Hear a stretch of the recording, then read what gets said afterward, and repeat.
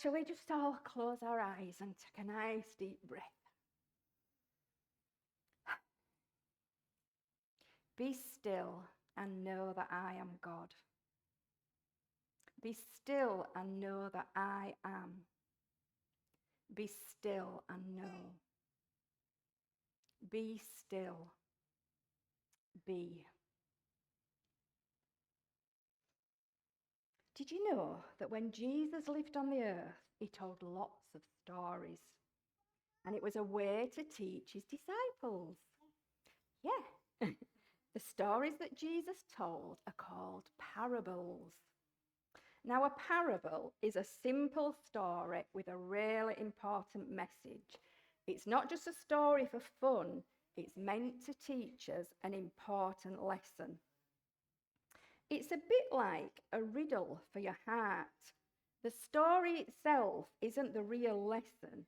You have to really think about what it means. And Jesus told parables so that his disciples, and now us, could learn about God's ways. And he used examples from the everyday lives like plants, animals, and people. So every parable has a lesson and an important truth to put into action.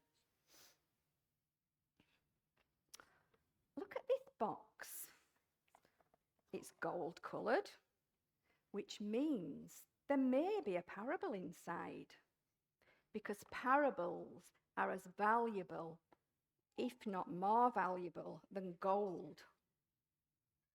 This box also looks like a present. Parables are presents.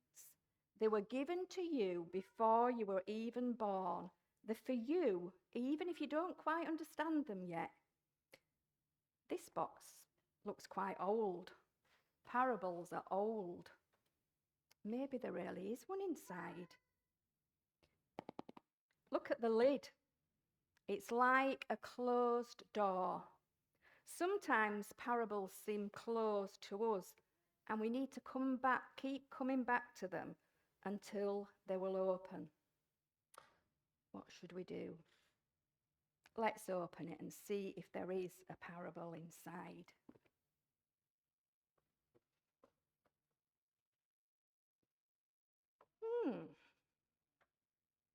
I wonder what this could be.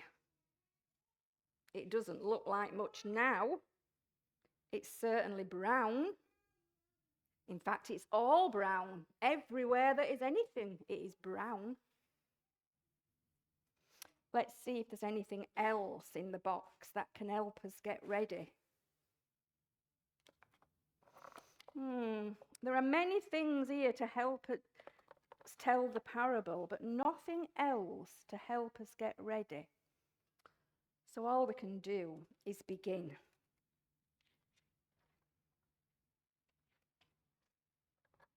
When Jesus lived on the earth, he did such amazing things and said such wonderful things that people followed him.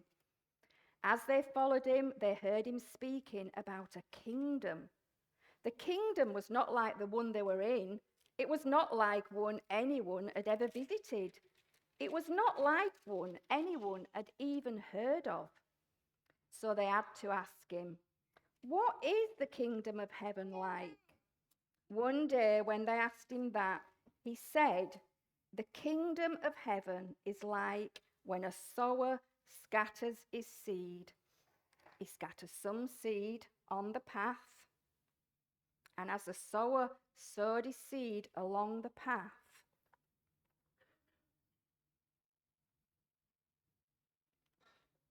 the birds came.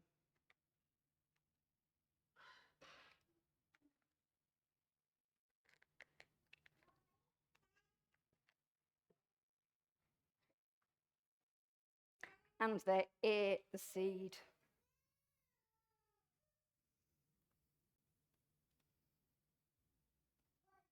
The sower also sowed his seed on the rocky ground.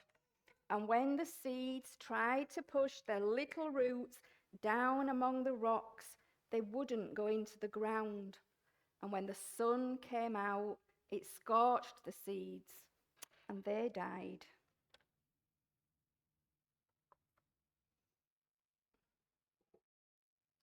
The sower also sowed his seed among the thorns.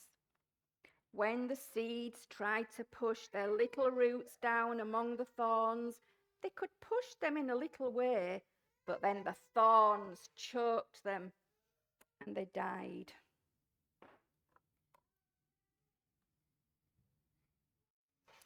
The sower also sowed some seed in the good soil.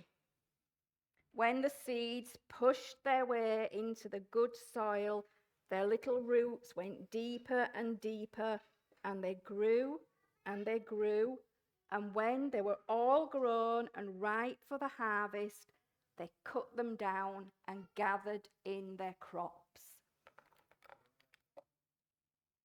There was 30, 60, and 100 bushels. I wonder, what was your favourite part of this parable? I wonder, is there any part of this parable we could take away and still have everything that Jesus wanted us to know? I wonder what this parable is teaching us. I wonder what the seed really represents. I think the seed is God's word to us, and the sower is God. I wonder what the soil represents. I think the soil is like our hearts, and different hearts receive God's word in different ways.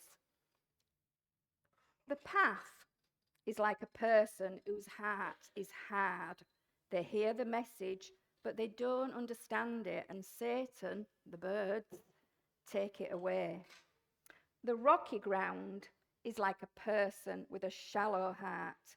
They're excited at first, but don't let God's word grow deep roots, and they just give up when things get hard. The thorns are like people with a distracted heart who let the things of the world and its worries stop them from allowing God's word to grow.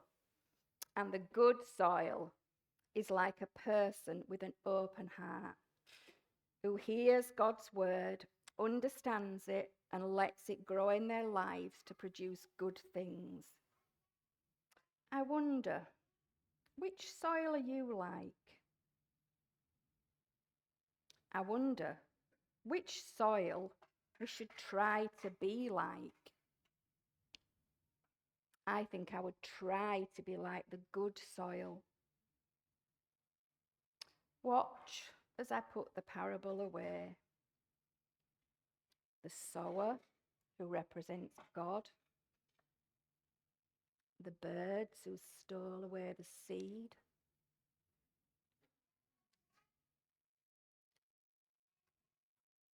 The rocky ground where nothing could grow. The thorns that choked the seed. And the good soil that we should try to be like. And the harvest.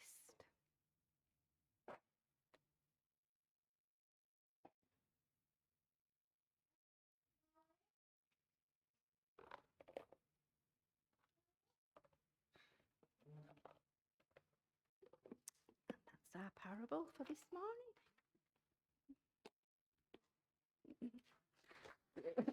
Yeah.